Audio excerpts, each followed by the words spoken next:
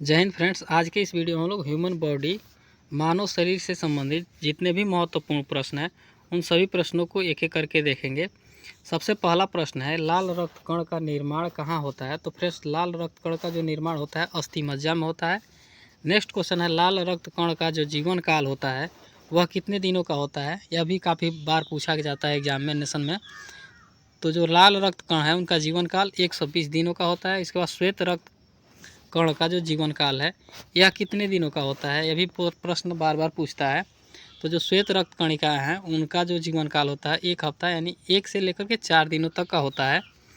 इसके बाद next question है, शरीर का ताप नियंत्रक होता है। तो शरीर का जो ताप नियंत्रण करता है वो हाइपोथैलेमस ग्रंथि करता है।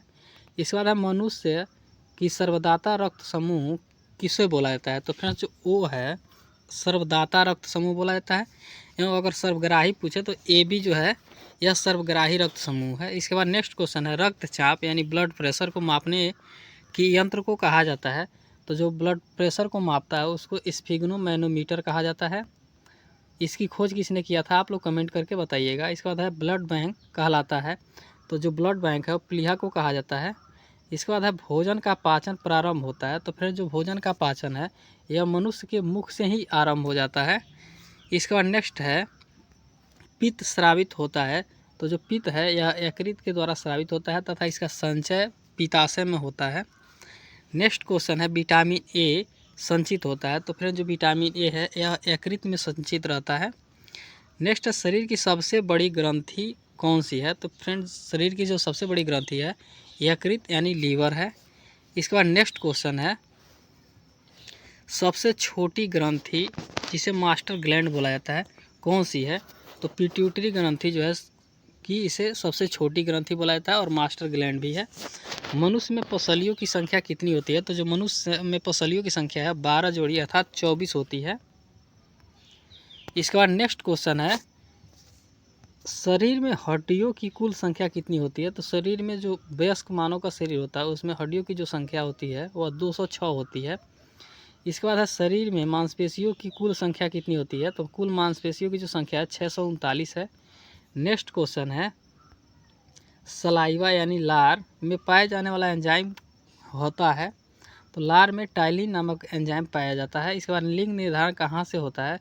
तो पुरुष के क्रोमोसोम से जो है कि लिंग का निर्धारण होता है, क्योंकि जो फीमेल होती है उसमें केवल एक्स गुणसूत्र पाए जाते हैं और मेल में एक्स तथा वाई दोनों गुणसूत्र पाए जाते हैं। अगर एक्स मिलेगा तो लड़की या और एक्स और वाई मिलेगा तो लड़का का जन्म होगा।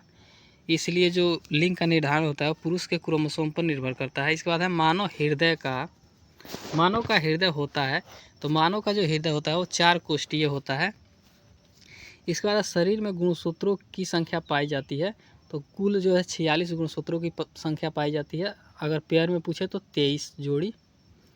इसके बाद नेक्स्ट क्वेश्चन है, शरीर का सबसे बड़ा अंग कौन सा है? तो शरीर का अगर सबसे बड़ा अंग पूछे तो त्वचा है।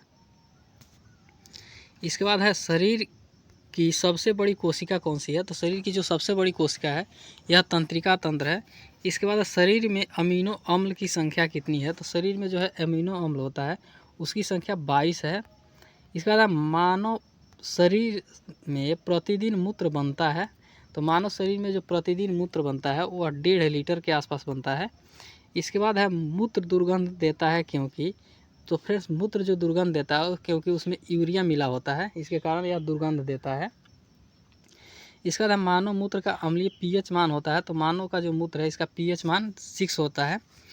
इसके बाद शरीर का सामान्य तापक्रम होता है। तो मानव शरीर का जो सामान्य तापक्रम है यह 98.6 डिग्री फ़ारेनहाइट या 37 डिग्री सेल्सियस या अगर केल्विन में पूछे तो 310 केल्विन होता है।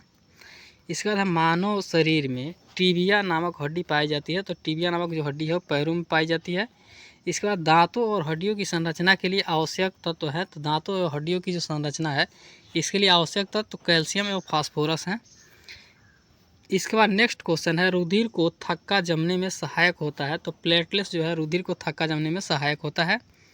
नेक्स्ट है, मस्तिष्क तथा सिर के अध्ययन से संबंधित है। तो फ्रेनोलॉजी जो है यह मस्तिष्क तथा सिर के अध्ययन से संबंधित है। मिनीमाता रोग किसके कारण होता है? तो मिनीमाता रोग जो है जल में मरकरी की अत्यधिकता के कारण मिनीमाता रोग होता है।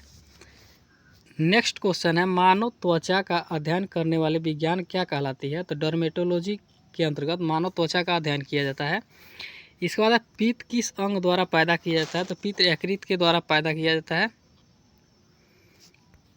मानव शरीर में रुधिर बैंक का कार्य कौन करता है? तो तिल्ली यानी स्प्लीन जो है मानव शरीर में रुधिर बैंक का कार्य करता है।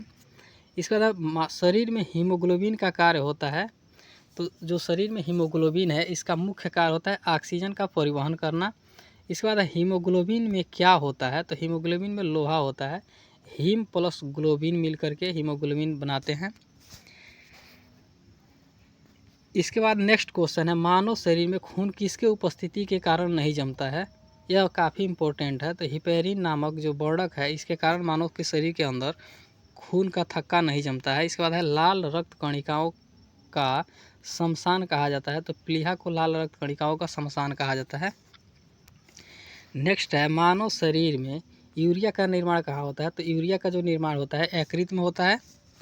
इसके बाद है, रक्त की अशुद्धियाँ किस अंग में जाकर छनती हैं? तो वृक्क में रक्त की अशुद्धियाँ जाकर के छनती हैं। इसके बाद नेक्स्ट और लास्ट क्वेश्चन है, श्वसन की क्रिया कहाँ संपन्न होती है? तो श्वसन की क्रिया जो है माइटोकॉन्ड्रिया में संपन्न होती है। इसी के साथ आज के इस वीडियो को यहीं पे एंड करते हैं। अगर वीडियो पसंद आया हो तो लाइक कर दीजिएगा, चैनल पे पहली बार आए हो तो चैनल को सब्सक्राइब कर लीजिएगा, अपने दोस्तों के साथ भी शेयर कीजिएगा। जय हिंद।